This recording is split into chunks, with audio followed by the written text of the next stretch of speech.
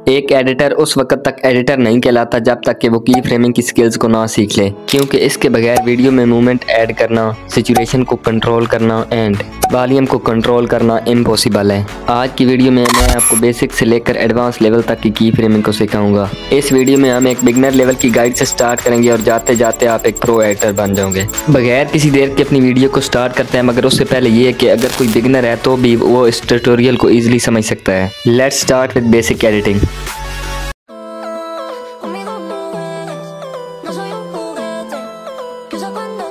बिल्कुल बेसिक से स्टार्ट करते हैं कि की फ्रेमिंग है क्या। इसके लिए सबसे पहले मैं ओवरले वाले ऑप्शन पर टैप करके इधर एक लोगो ऐड कर लेता हूँ यूट्यूब का, आपको समझाने के लिए।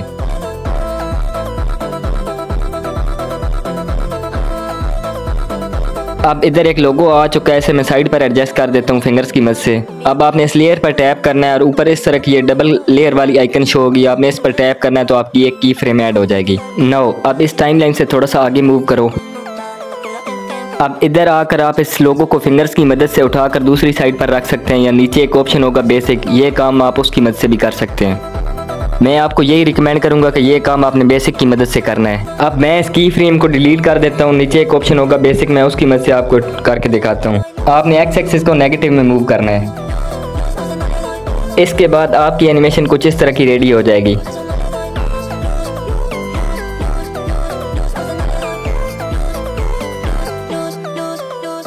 अब आपने दोबारा इस लेयर पर टैप करना है और इन दोनों की फ्रेम्स के दरमियान में आना है। ऊपर एक ग्राफ का आइकन शो होगा, आपने उस पर टैप करना है और इधर आपके सामने बहुत सारे ग्राफ शो हो जाएंगे। इधर आप अपनी मर्जी का कोई भी ग्राफ सिलेक्ट कर सकते हो। इस ग्राफ को अप्लाई करने से इसकी मूवमेंट पर असर पड़ेगा और इसके अलावा ये ग्राफ आप अपनी मर्जी के मुताबिक एडिट भी कर सकते हो। उम्मीद करता हूँ आपको कुछ बेसिक समझ आ गया होगा। इसकी मदद से आप कोई भी ऑब्जेक्ट अंदर बाहर मूव करा सकते हो वीडियो एडिटिंग के दौरान।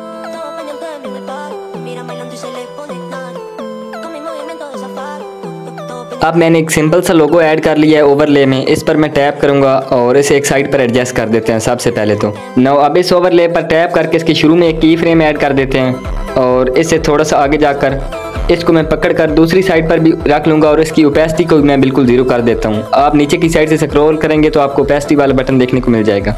इसे दूसरे कॉर्नर में मैं रख लेता हूँ, ये डब्बा सा बना हुआ है, आपको शो हो रहा होगा स्क्रीन पर। अब इसे एक बार वॉच कर लेते हैं कि इसकी एनिमेशन कैसी बनी है, स्मूथ लग रही है। अब इस पर टैप करके इन दोनों की फ्रेम्स के दरमियान में आकर एक ग्राफ भी ऐड कर देते हैं। जब इस पर आप टैप करोगे और दोनों की फ्रेम्स के दरमियान आओगे तो ऊपर एक ग्राफ का आइकन शो हो जाएगा।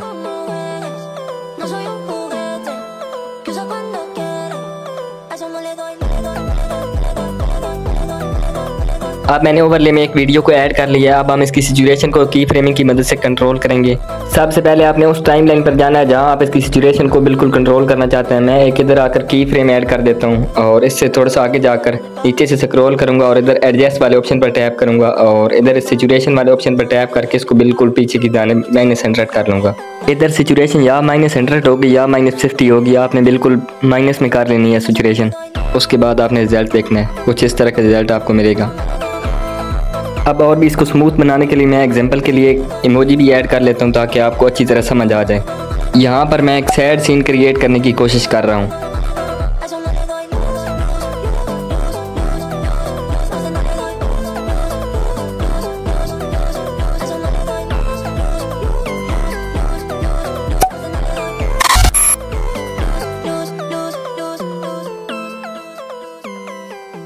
अब हम कुछ इस तरह की एनिमेशन को बनाने जा रहे हैं। अब इस तरह की एनिमेशन को क्रिएट करने के लिए मैंने 2 क्लिप्स को ऐड कर लिया न्यू प्रोजेक्ट बनाकर। अब मैं उस टाइमलाइन पर जाऊंगा जहां से ये दोनों क्लिप्स चेंज हो रहे हैं, इधर इससे थोड़ा सा पीछे ही। इधर आकर मैं ओवरले वाले ऑप्शन पर टैप करके एक यूट्यूब का लोगो ओवरले में ऐड कर लूँगा। ये लोगो आपको ईजिली पिंटरेस्ट या पिक्सेल्स की वेबसाइट से मिल जाएगा। पिंटरेस्ट की एप्लीकेशन है और पिक्सेल्स की वेबसाइट है, उधर से आप इसको डाउनलोड कर सकते हो और इसका बैकग्राउंड रिमूव करके आपने इस्तेमाल करना है। नाउ फिंगर की मदद से मैं इसे बिल्कुल छोटा कर लेता हूँ और एक साइड पर स्क्रीन के एक साइड पर इसे निकाल देता हूँ। आपने स्क्रीन के उस साइड से निकालना है जिधर से आप अपनी इसकी एनिमेशन को स्टार्ट करना चाहते हो। ये काम आपने बेसिक की मदद से करना है और इसके शुरू में एक की फ्रेम ऐड कर देनी है। अब इस टाइमलाइन से थोड़ा सा आगे जाओ और इस लोगो को अंदर ले आओ। ये काम आप फिंगर्स की मदद से भी कर सकते हो, लेकिन ये बेसिक की मदद से ठीक रहेगा। मैं दोबारा एक्स एक्सिस को नेगेटिव में करना शुरू कर देता हूँ। इधर अब एक की फ्रेम खुद ब खुद ऐड हो जाएगी। अब जहाँ से वीडियो का दूसरा क्लिप शुरू हो रहा है वहाँ पर जाओ और इस लोगो को सेंटर में भी ले आओ और उसे फुल जूम भी कर लो।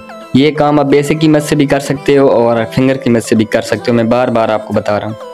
इसके बाद आई थिंक मुझे ये बार बार रिपीट करने की ज़रूरत नहीं है, क्योंकि अब आपको समझ आ गया होगा कि ये काम आप बेसिक की मदद से कर सकते हो। किसी भी टूल को अगर आपने मूव करना है, किसी भी ऑब्जेक्ट को अगर आपने मूव करना है कैपकट में, काइन मास्टर में, पेंट काइन मास्टर, एनीशॉट, किसी भी वीडियो एडिटर में, तो आप उसे बेसिक एक नीचे ऑप्शन देखने को आपको मिल जाएगा। आप उसे उसकी मदद से मूव कर सकते हो। ये हर वीडियो एडिटर में ये ऑप्शन देखने को मिल जाता है। अब आपने इस टाइमलाइन से थोड़ा सा आगे जाना है और इसे छोटा भी कर लेना है और स्क्रीन के दूसरी साइड से निकाल देना है। ये करने के बाद आपने हर की फ्रेम के सेंटर में आना है और एक ग्राफ ऐड कर देना है। जब आप दोनों की फ्रेम्स के दरमियान में होगे, ऊपर एक ग्राफ वाला आइकन शो हो जाएगा।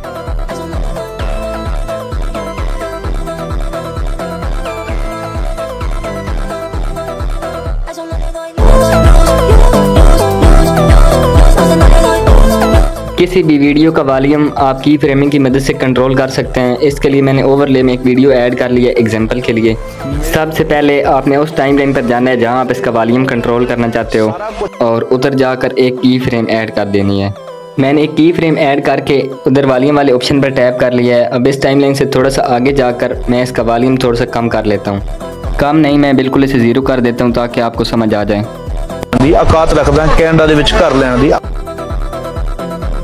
बॉम्बे फ्लैट लैण दी औकात रखदा कैनेडा दे विच घर लैण दी।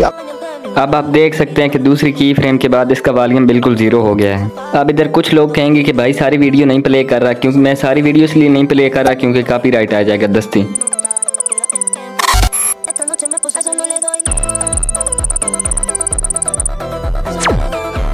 अब मैं की फ्रेमिंग की मदद से टेक्स्ट हाईलाइट एनिमेशन क्रिएट करूंगा। इसके लिए मुझे सबसे पहले एक आर्टिकल चाहिए जो कि मैंने डाउनलोड कर रखा है ऑलरेडी। अब मैं पिक्सेल लैब एप्लीकेशन को ओपन करता हूं और इस तरह की एक शेप एडिट करूंगा। मैं आपको स्क्रीन पर दिखा देता हूं। मैंने रेड कलर इस शेप का रखा है। आप अपनी मर्ज़ी के मुताबिक इसका कलर चूज़ कर सकते हो, जिस कलर के साथ आप अपने टेक्स्ट को हाईलाइट करना चाहते हो। इधर मैं थोड़ी सी बिगनर लेवल गाइड आपको कर देता हूँ। जब आप इसे ओपन करोगे तो आपके सामने कुछ इस तरह का इंटरफेस ओपन होगा। आपने इस टेक्स्ट पर क्लिक करके ऊपर डिलीट वाले ऑप्शन पर टैप कर देना है। फिर नीचे से आपने फोर्थ वाले आइकन पर टैप करना है और इधर ट्रांसपेरेंट बैकग्राउंड को सिलेक्ट कर लेना है। फिर उसके साथ वाले आइकन पर टैप करना है और इधर शेप वाले ऑप्शन पर ऐड करके एक शेप ऐड कर लेनी है और उसे कुछ इस तरह एडिट कर लेना है। फिर नीचे की साइड से टिक करने के बाद स्क्रॉल करना है और कलर वाले ऑप्शन पर टैप करके इसको इनेबल कर लेना है।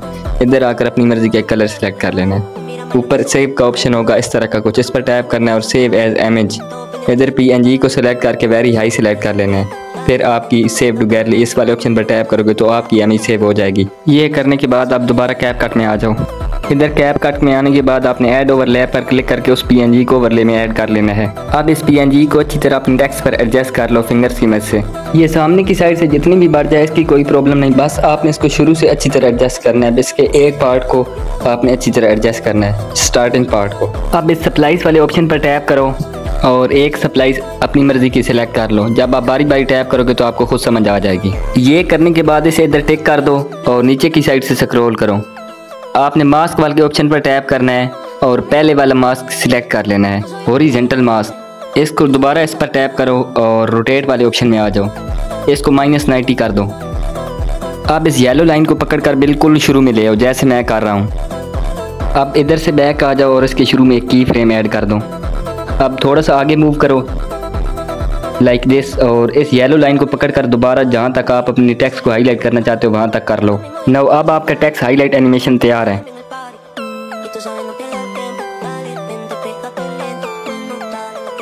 आई थिंक आज की वीडियो में इतना ही इनफ है। अब आपने करना ही है कि आपने जो सीखा उसे जाकर आपने अप्लाई करना है। एक बार इस तरह की एनिमेशन आपने ज़रूर ट्राई करनी है खुद बनाने की, अदरवाइज़ आप ये चीज़ें बार बार भूल जाओगे। मैंने एडवांस लेवल की फ्रेमिंग को बिल्कुल भी टच नहीं किया क्योंकि वीडियो बहुत ज़्यादा लंबी हो रही है। अब मैं इसका पार्ट 2 ज़रूर अपलोड करूँगा। तब तक के लिए बाय बाय।